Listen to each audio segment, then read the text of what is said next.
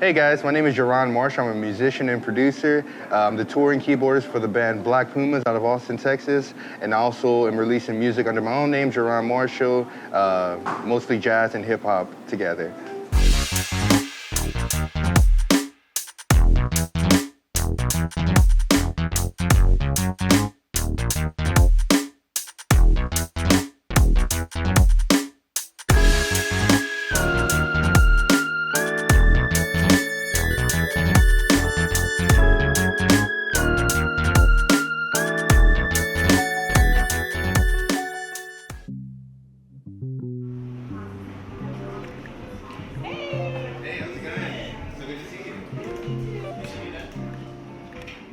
I've been in Austin for 3 years now. I just met various people through this scene, and one of the people was Adrian Casada, the producer, and half of the Black Pumas. So like we got together and we just started working on music through his studio, just as a keyboardist, a session musician, coming in and some other bands that I was a part of, and we just hit it off, you know, we hit it off with people, and it's just a good working relationship, and outside of work relationship as well. And then they needed a fill-in for keyboardists, and then he hit me up, and I filled in, and it was just a great fit. I love those guys and gals. Chemistry, exactly. We have so much fun on the road. We forget that we even working. 90% of the time, exactly. We just have fun and keep it chill and casual. So yeah, it's been really exciting to be with them a year now. Has there been a time that, you didn't know if you were on the right path, you weren't sure? Too many times, yeah. Yeah, for sure. Like, even at a young age, just dealing with people, you can say bullying me and like just being me and not understanding, who I was. Yeah, grade school, high school, it took a while for me to sort of find myself and just be the authentic, vibrant, fun person that I am, and have interests that may not match with other people's interests, and just be okay with that, because, the other kids didn't like jazz as much, Yeah, just in school it was simple things like, being a big guy that didn't play football or something like that, what I mean? Stuff like that. You're kind of tall too. Yeah, exactly, about 6'2", yeah? Yeah. But it's just, it's interesting what people cherish and hold on to and think is going to be the rest of their lives, it's important, for those other outliers, those other indigo children, to just always think ahead, because the future will always be better. One day you'll be able to do wherever you want, go wherever you want, and just find like-minded people that vibrate in the same level as you, So yeah, I started playing keyboards when I was 11 years old, so it's been 15 years now, and I started making beats shortly after, at 14, in FL Studio. It's my dog choice.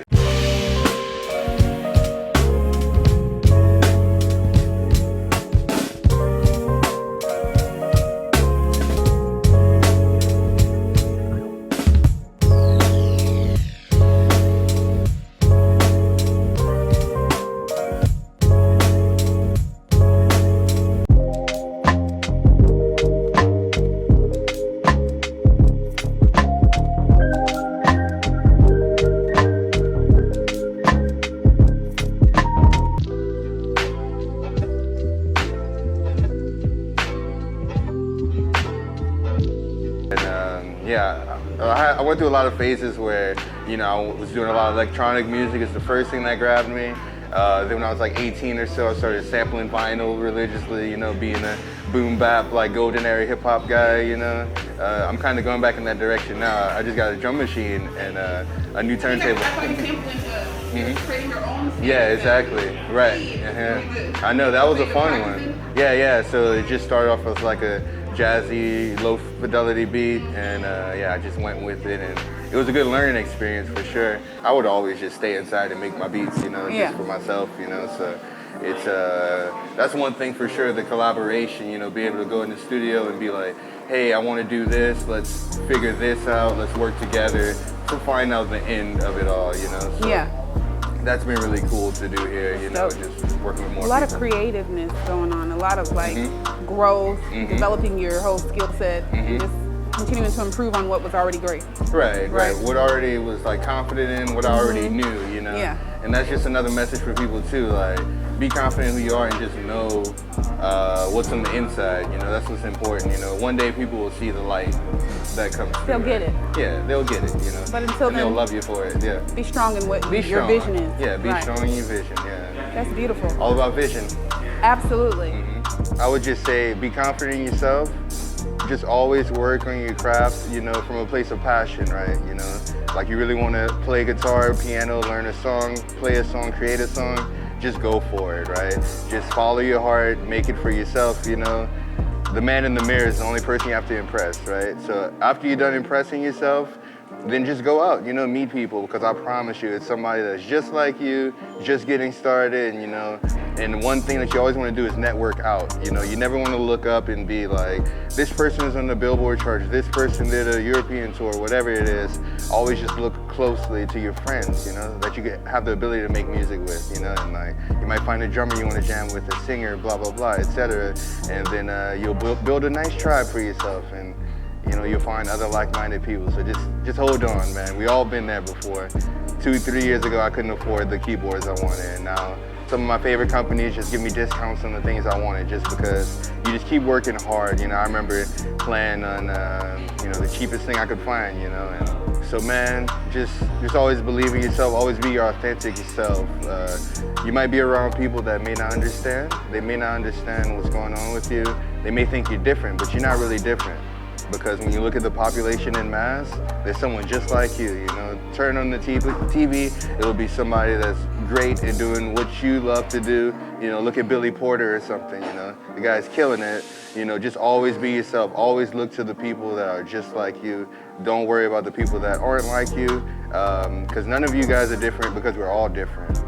We all have to just be confident in who we are. And yeah, the people that bully you, you know, they have problems. You're not the one with the problem. I promise you that.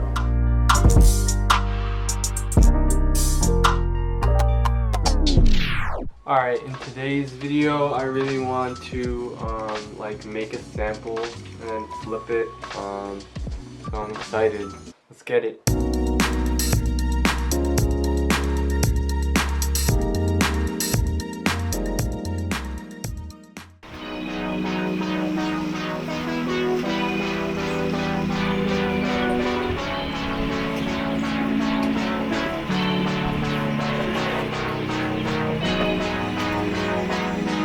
So for me, like finding a great producer, someone that can kind of understand my vibe and, you know, my whole feel of what I want to deliver, it's been kind of difficult.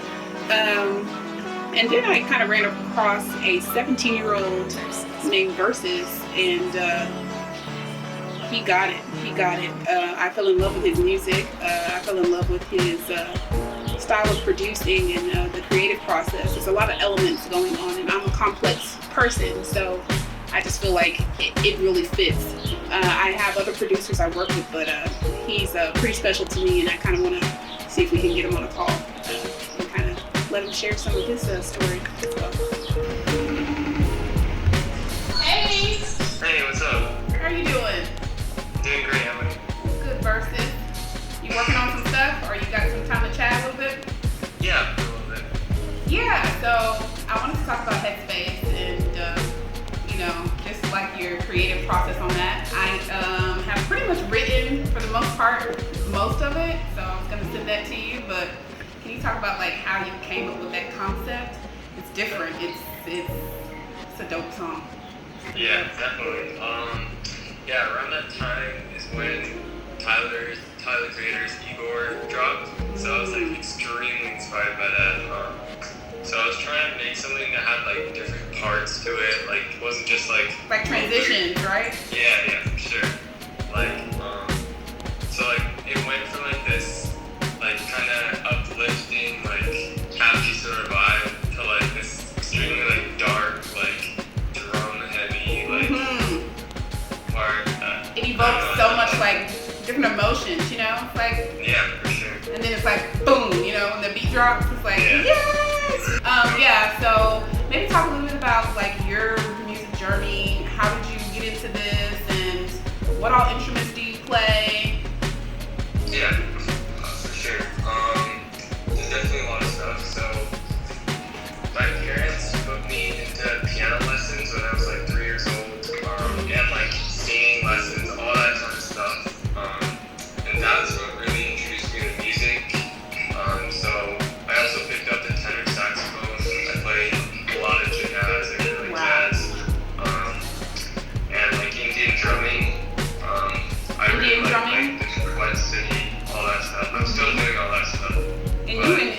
those elements into the track. So there's like so much different stuff going on there. And some of that Indian drumming is in there somewhere. Yeah, there's a little bit of everything. A little bit of everything. I know I watched one clip and you got like a plate and a spoon in the kitchen. Did I see your mom in a clip like helping do something? Yeah. Alright, I got my box of percussion, so let's get a groove going.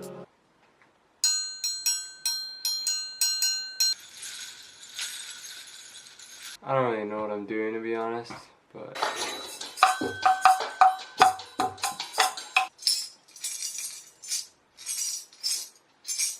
Hey.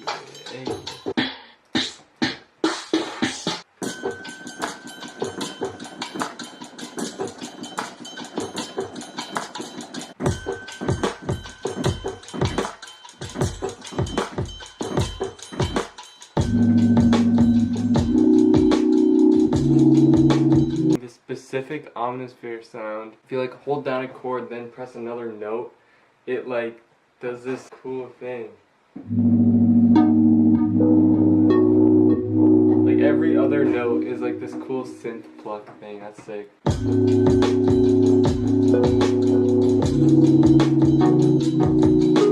I'm gonna try to like replace the pad with like Rhodes sound midway.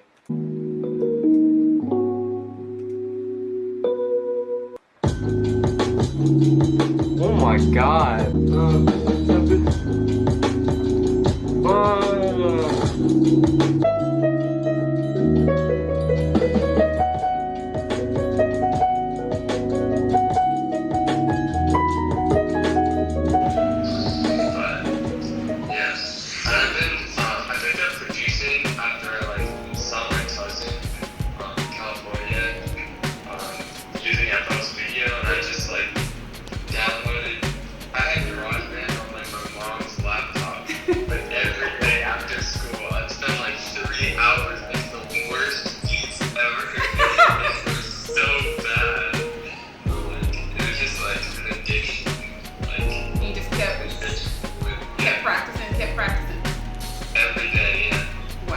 Okay, so I just dropped my second sample pack called Equinox with the Rucker Collective, and it's out now on thedrumbroker.com. Pretty much 10 samples that I made from scratch using live instruments like my saxophone, flute, guitar, and some percussion. It's definitely some of my best work I've ever made. And in this video I just wanted to show you guys some of the samples. This one's called Eternity.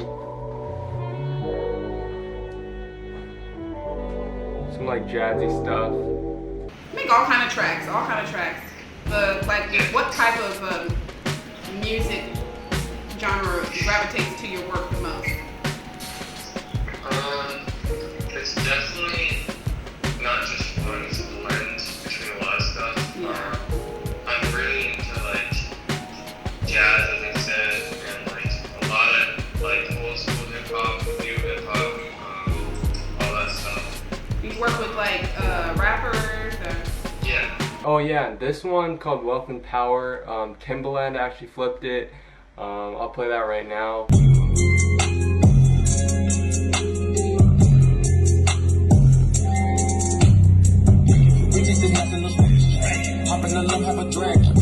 I just wanted to show you guys some of the samples I made.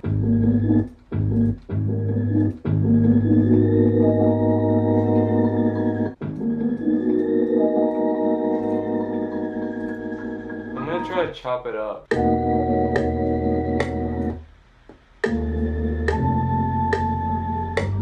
Alright, I'm just gonna record like random stuff. Because I want to give these drums like a lot of texture.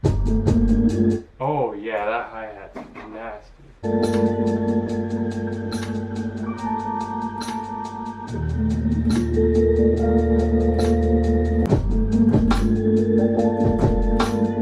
Yeah, what I'm going to do is I'm going to cut out the lows of the reverse part and then add my own bass to that. Like an 808.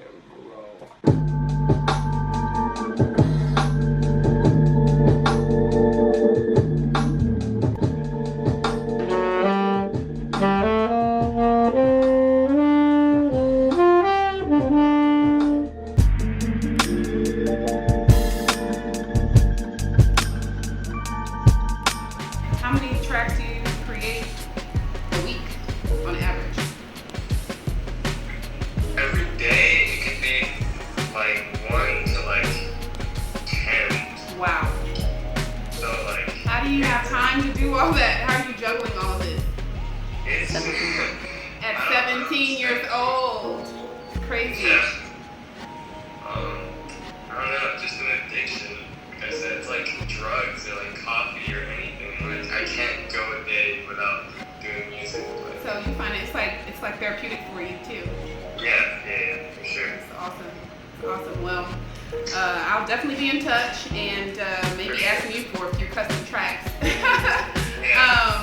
Thanks so much for taking time out of your busy schedule of creating dope stuff, music and everything. And I'll talk to you later. Yeah, Bye. thanks for having me. Bye. Bye.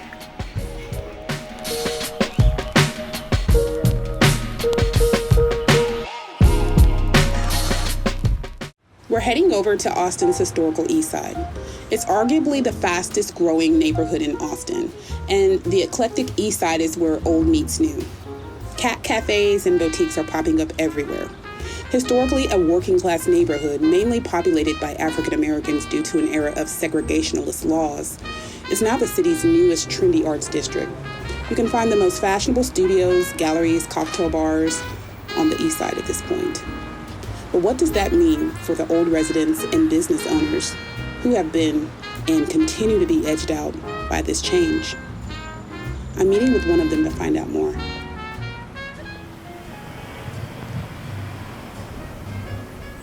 Yeah, we'll be performing once we recover from the storm.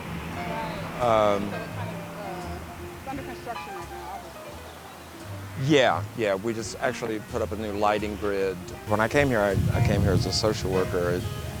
I wanted to plan healthy communities. And then decided that I didn't want to focus so much on pathology. I wanted to focus on celebration.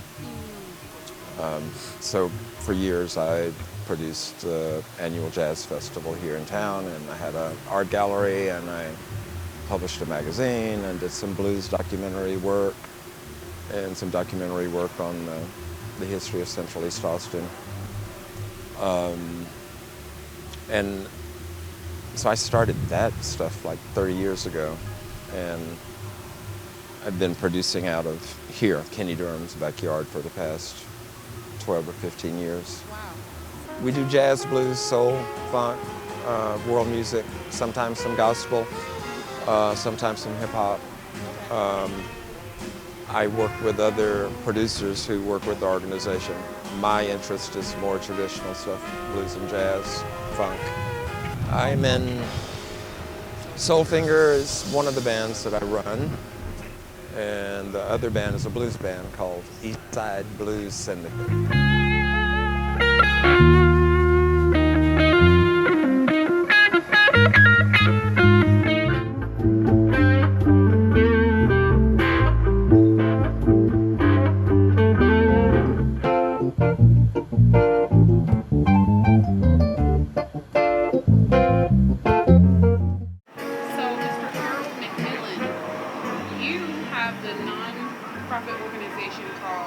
Diverse Arts Culture Works. And purpose for that nonprofit. The mission of Diverse Arts is to be the premier presenter and producer of multidisciplinary art forms that are tied directly to African American culture. And we intentionally and specifically want to do that work in the center of what used to be downtown Black East Austin. So when I took over this place, it used to be a place where cats drive up and lift the trunk and turn the music up and drink Thunderbird and sell dope. And, but that's what was going on the strip. When I first came to Austin, there were still a handful of storefronts here that were owned by Black folks. It's a great, like, mom and pop cafe that was right down the street. And there was a gas station right there, and the city of Austin went for some federal money, revitalization money, redevelopment money, urban renewal money, and they condemned all this property, and the city bought it with that federal money. The real estate speculation guys were coming in here and buying up businesses, storefronts, but they wouldn't open businesses. It was like purchases, but They would buy the properties and put plywood over the doors and windows, because eventually it comes back around. So if you're going to buy a piece of property, commercial real estate, in an area that is slum and blight for $5 figuratively, for $5 you can afford to hang on to it, because that's what you do. You buy properties. 10 years at $5 is probably $75 or $80. 20 years at $5 might be $200. That's what has happened here.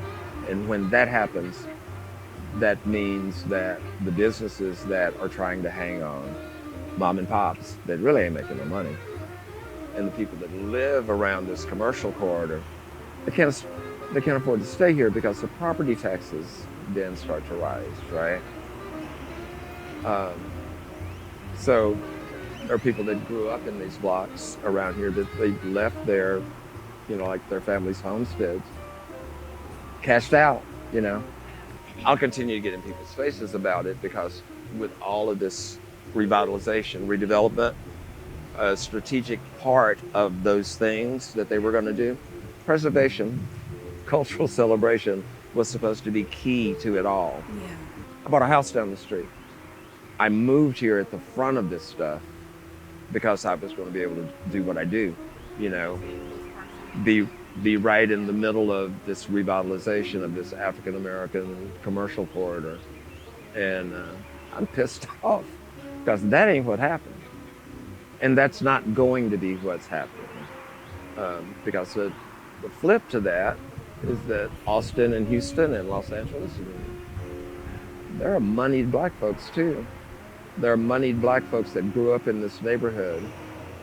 They didn't come back and reinvest in it. You can blame white folks for a long time. Blame capitalism, But young folks need to get that whole thing of sense of place and cultural identity that's tied to, a community. And when I say it's too late for some methods, I think we might be at that point to where the next step in community organizing is public shaming. But folks need to get in some other folks' faces, because one of the other things that's happened here too is that there were a lot of high profile black folks, leaders, politicians, organization heads, board members, that came through this entire process, and they got paid and they got out of town. For a student or something, they're coming through, they're passing through. That's kind of what you're trying to say. Like, well, they're probably not from here. Came here for school, probably leaving, going out somewhere else. But there's work. There's good work. So you're saying, but while you're here, if you don't plan on being here, while you're here, get involved. Absolutely. Get involved. Know the history of the city that you're in. Find your people, connect, see what you can do to help. Yeah, it's rich. I mean, It's a good message.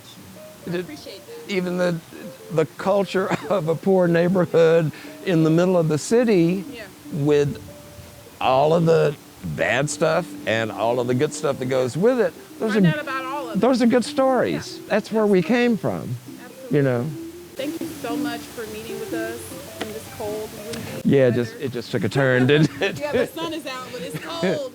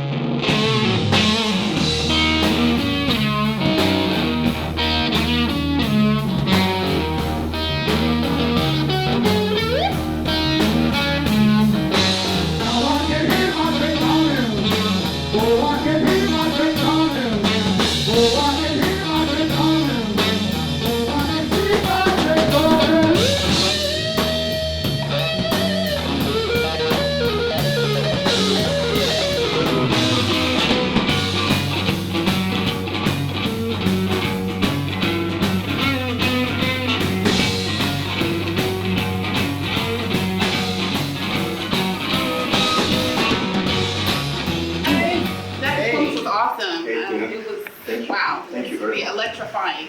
So tell me a little bit about your background, you know, your beginnings and, you know, where you come from. Well, yeah, I'm coming from Eastern Europe, a little country called Serbia. I'm in States for like 9 years now. I guess I would say walking my walk. I came in 2010. I won a scholarship from Berklee College of Music for guitar performance and came. But interesting thing is, like, I came like a different player. I had a different upbringing. I mean, I always listened blues and I resonated with it, American blues.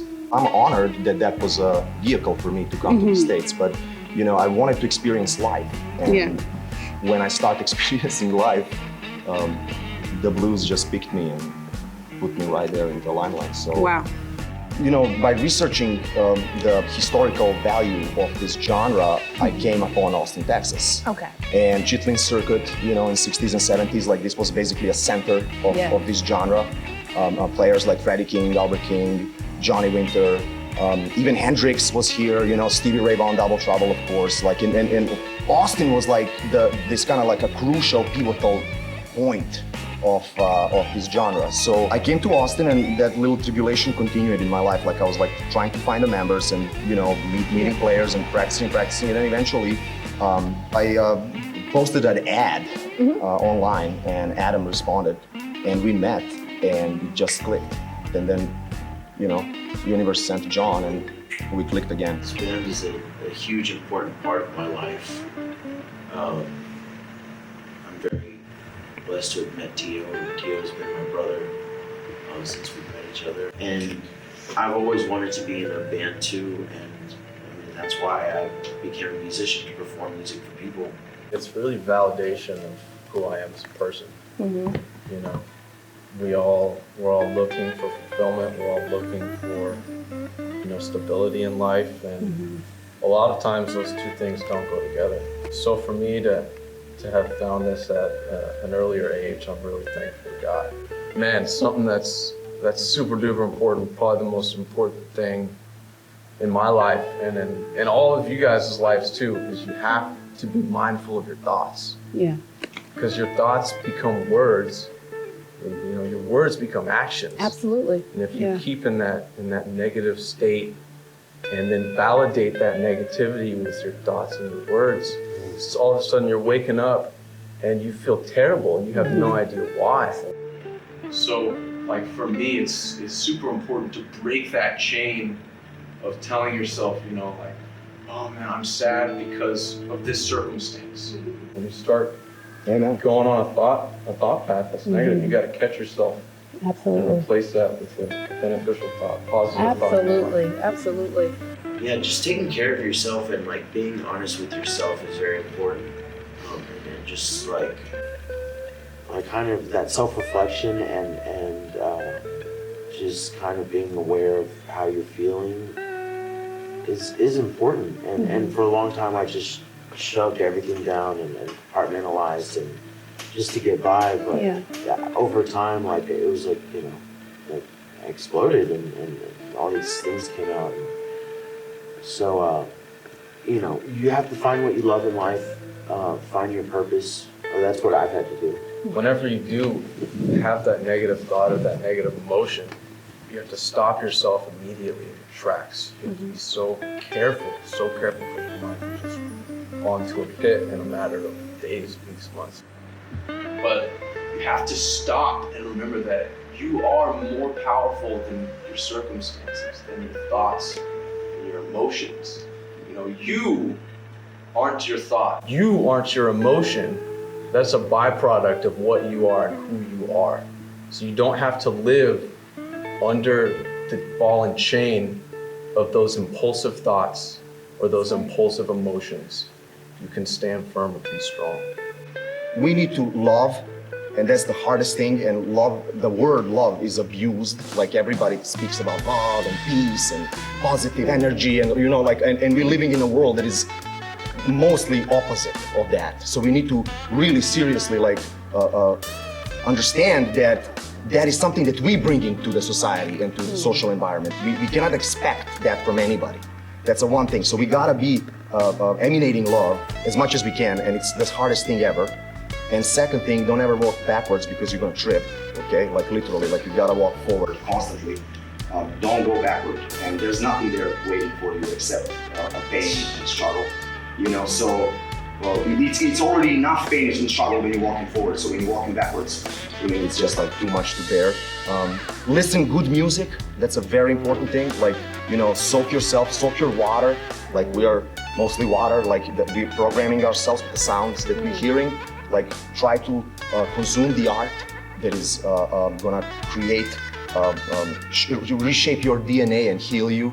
Like don't listen to negative stuff, you know, where people talk about, you know, murders and drugs and like try to stay away from that if you can. I mean, and in general, just like be brave, you know, be brave. Music is everywhere.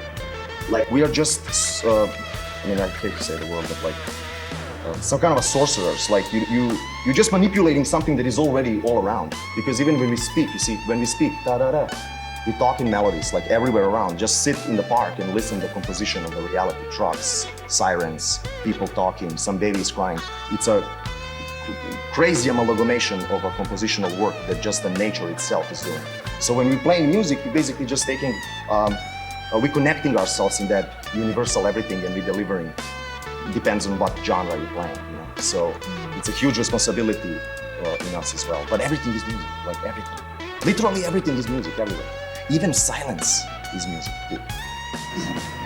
Well, thank you guys so much. Thank you, I Dee. appreciate the time that you've taken out and the wonderful concert that we got to partake in. And thank you for all your wonderful, loving words that you have to share. And we appreciate you telling your story.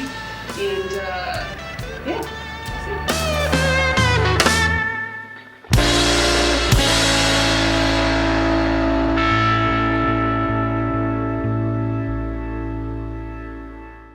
What's up, y'all? It's LaDarian, Duron, Lil Bully, you know what I'm saying? Artist, producer, sound engineer, League of Extraordinary G's, Dream Sequence Records, Bully World.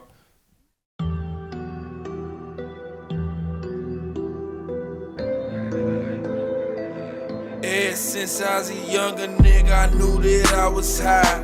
And you ain't gotta tell me nothing, I know my dope straight drop. And can't nobody tell me nothing, I do this all the time. By any means grind, get this money, my stomach on my back. Ever since I was a younger nigga, I knew that I was high. And you ain't gotta tell me nothing, I know my dope straight drop. And can't nobody tell me nothing, I do this all the time. By any means grind, get this money, my stomach on my back. Got a nigga like fuck. They on their promises. Make it happen, no arguments. Regardless, it's obvious that I'ma die trying if I don't. And my son considered this that he died. Bustin' the 4-5. Every house the size of fives. Do way more than flip. You wanna roll. Eat a nigga. See you.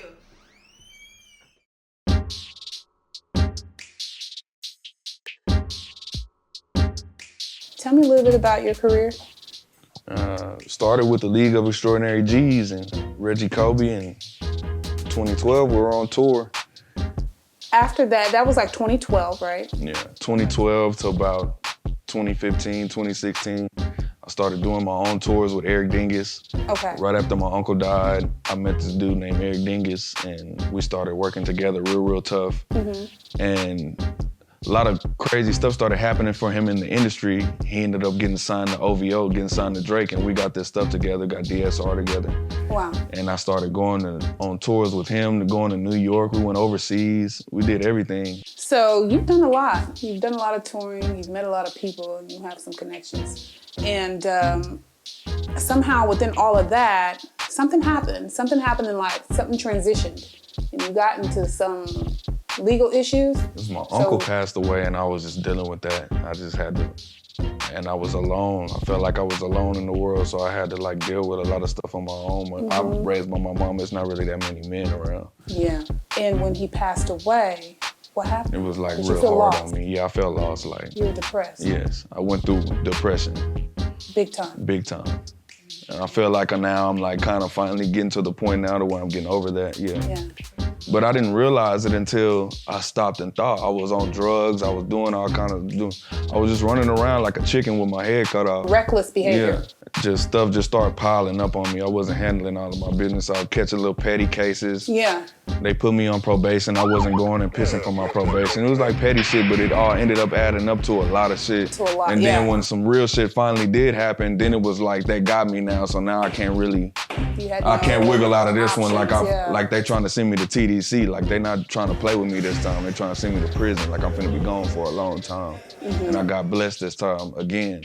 And during that time, what was going on with you? Like, what was going on with your emotions? Did you have time to reflect, or were you upset? Or like, what range of emotions did you go through during that time? Probably every emotion there is.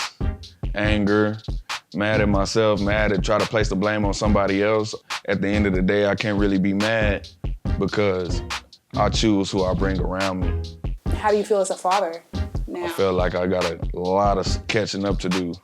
Because I didn't even know I had twins till I went to jail. Wow. Like the same day that I went to jail is the same day that I found out I had twins. On the way? Yeah. They were already here. Oh, they were here? Yeah. Oh, you didn't know? I didn't know nothing. And was it really nice to see them for the Yeah, I seen birthday? them the first time when I was in jail. Okay, so they came and visited you? Yeah, I set it up with my mom to be able to see my kid. Nice.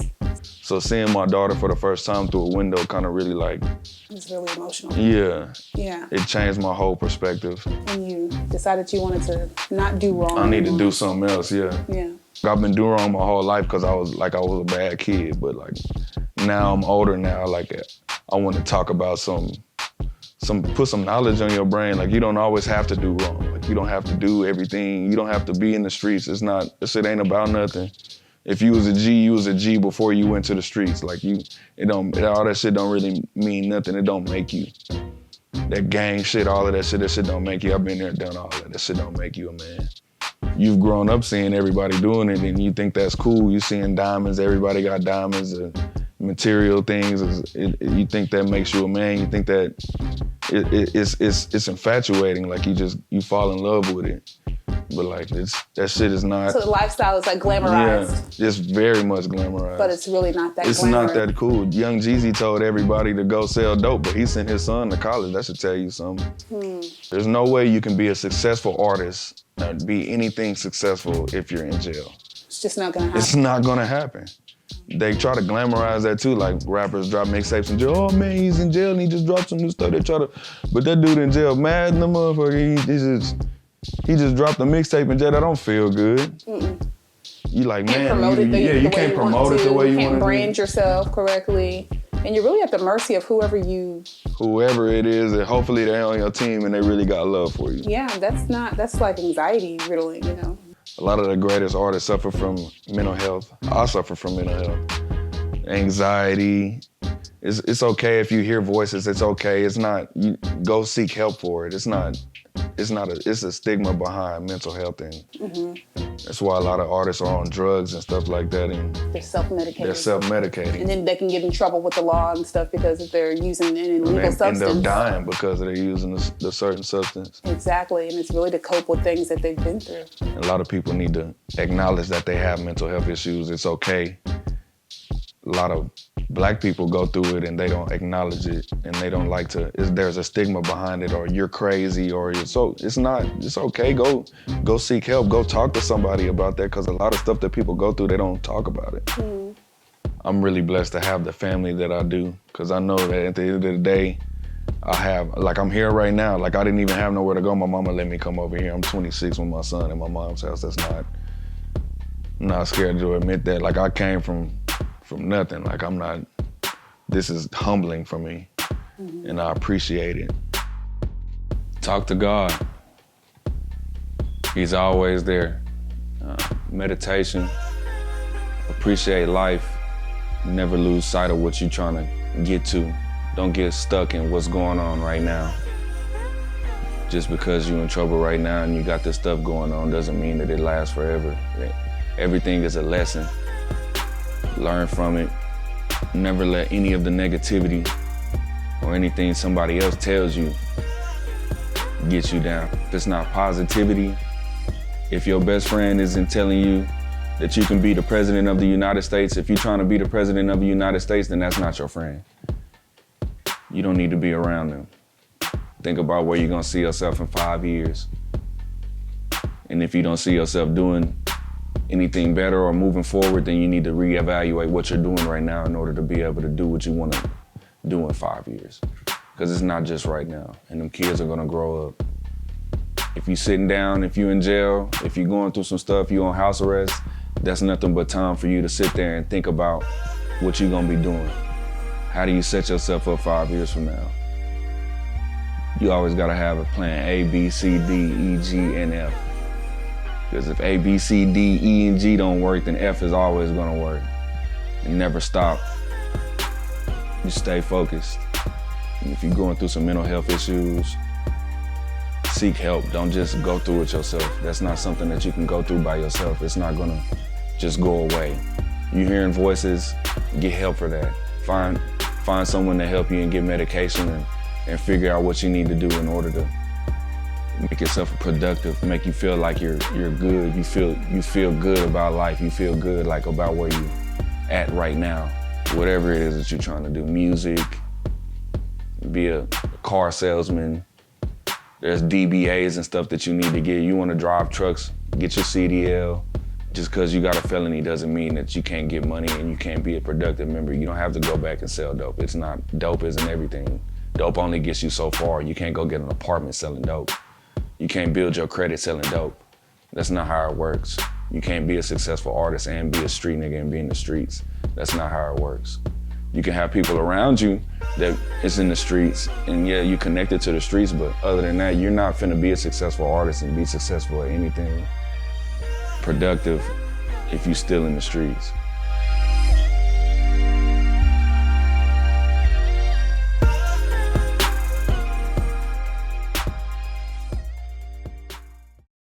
Hey, my name is Fabian Wood, and I'm the founder of the D. Wood Foundation, and I'm honored to be a part of the Music and Mental Health Project. Stay tuned.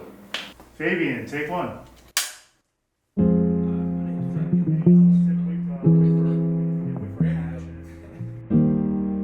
Thank you so much for meeting with me, Fabian. I've heard a lot, I had Patsy from Sims. She kind of told me a little bit about the D. Wood Foundation, and I was like, really? Oh, that sounds interesting. So I went and did my research a little bit and learned a little bit more, but I didn't want to do too much because I like to learn as we sit.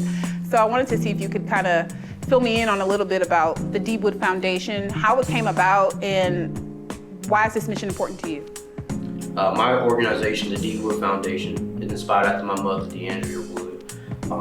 Beautiful person from Southside Chicago, had me at the age of 18, 2 boys by the age of 21. So this is a very powerful woman, but kind of, I don't want to say a product of her environment, but going through the pressures of her environment and the pressures of what I call social depression, which a lot of people experience, right? But using her as a direct example, from her lifespan. So my mother, she dealt with her own social depression, but she helped a lot of people come through through their social depression. She had a heart for people. She definitely had a heart for people. I think probably my most consistent memory of her would be her smoking cigarettes, on this Friday, Saturday night, and just talking on the phone with people for hours, maybe all night. Always there for people. We had people live with us, Wow. She never turned her back to people who she really cared Huge for. heart. Huge heart to help, and just a good person. And nobody really taught her that. That was against the norm her nature of her environment. Yeah. So that, of course, was instilled into me subconsciously and a little bit intentionally, and which leads me to where I was once tragedy struck me, essentially, which was her passing and her death by suicide at the age of 38 when I was 19 years old. How did you deal with her passing? Honestly, was it devastating for you, or did you kind of see that coming? Were there signs?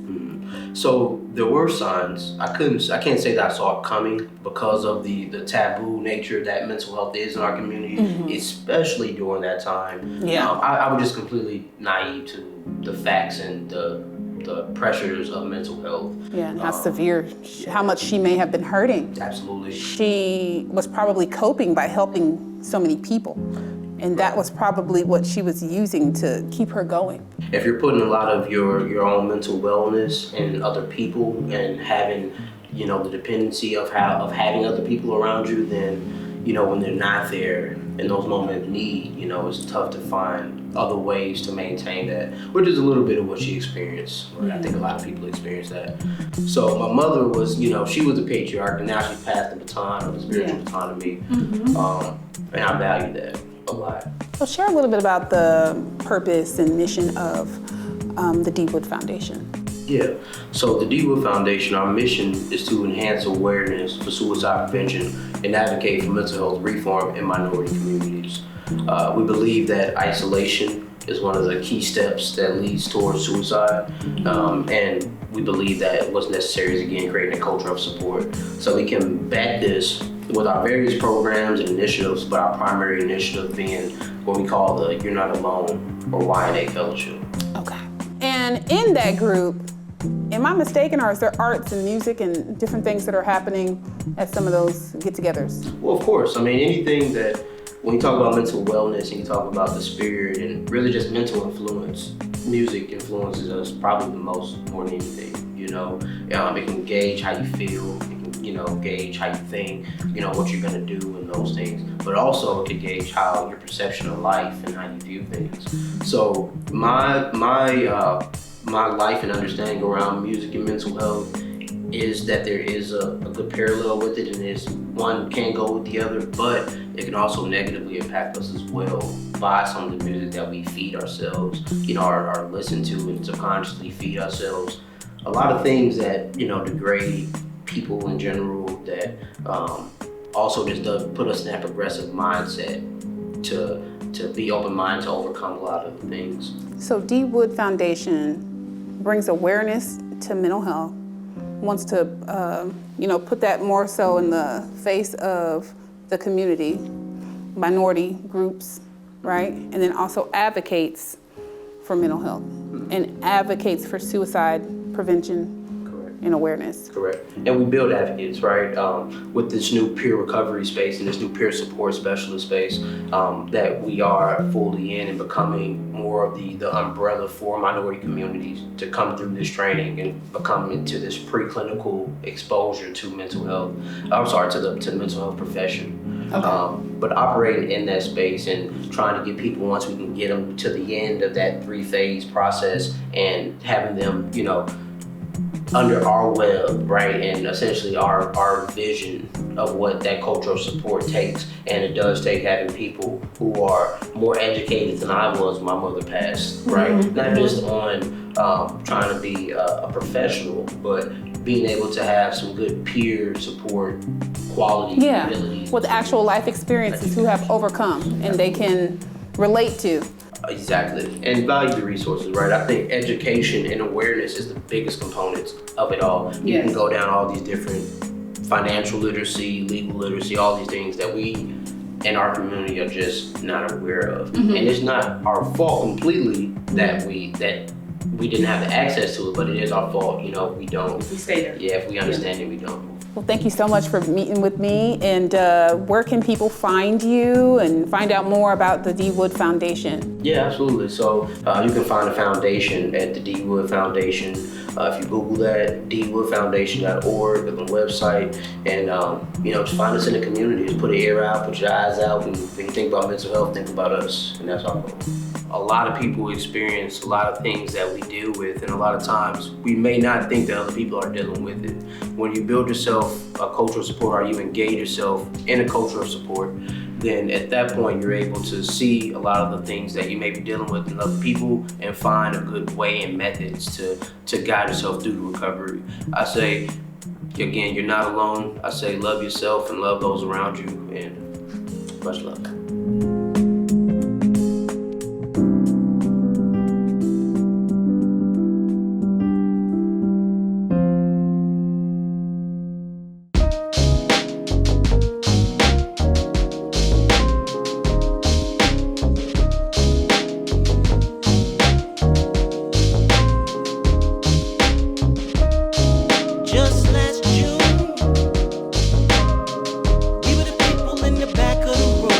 I'm